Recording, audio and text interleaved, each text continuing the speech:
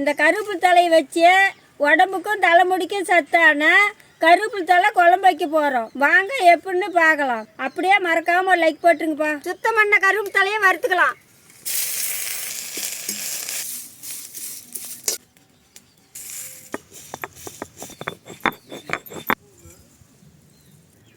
அரைச்ச எண்ணெய் ஊற்றிக்கலாம்.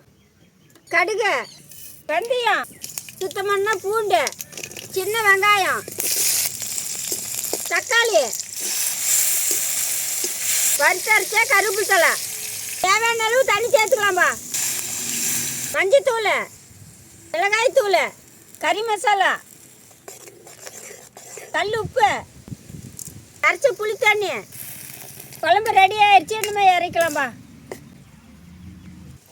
எடுத்து சாப்பிடுங்கம்மா.